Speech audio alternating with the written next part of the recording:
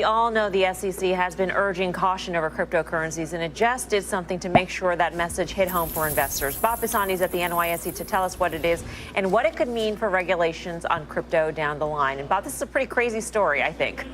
I love the SEC. Yeah. They're getting kind of freaky here. The SEC really wants you to be aware about potential fraud around initial coin offerings, or ICOs, so much so that they have launched their own mock ICO site to show you what to look for. Now, this fake ICO site is called Coin, and it looks like an actual offering site. You can click on it and you can get a white paper which describes the coin and how they claim they're going to democratize travel and leisure for everyone in the crypto community. But if you click on the Buy Coins button, you get this page. It says, if you responded to an investment offer like this, you could have been scammed.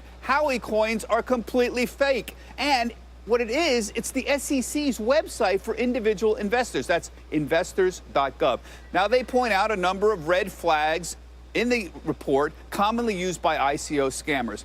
Coin, for example, makes claims of high guaranteed returns. This one claims over 1% daily returns, which the SEC says don't believe it.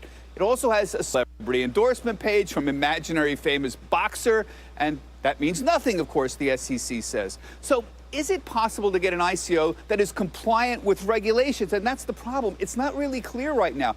Republicans in Congress are working on a bill that would provide a safe harbor. This is a legal safety zone for at least some ICOs.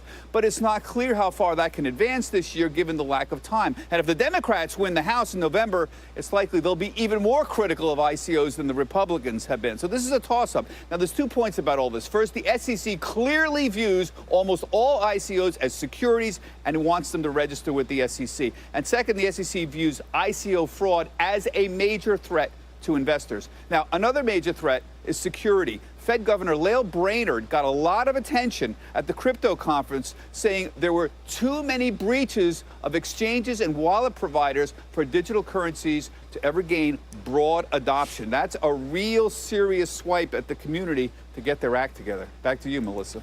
All right, Bob Pisani, thank you. That is hilarious that the SEC would create a fake ICO website like that.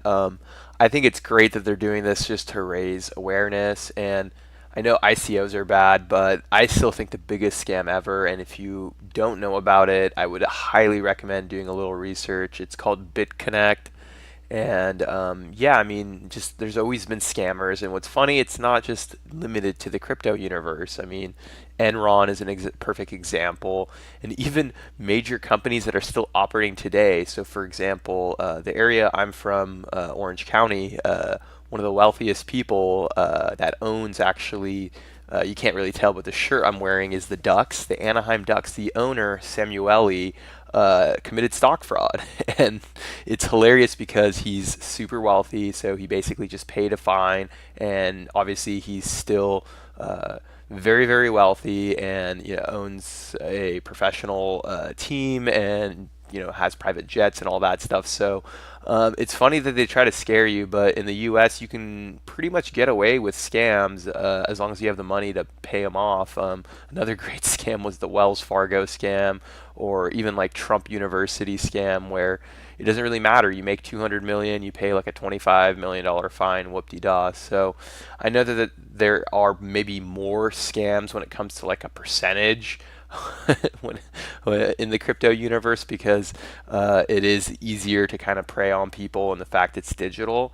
But it doesn't matter if it's regulated by the government or not. There's always going to be scams, and the best thing you can do is educate yourself and start investing with very low amounts of money if you're new to investing, because you don't know if it's a scam or not. So a way to get around scams is diversification.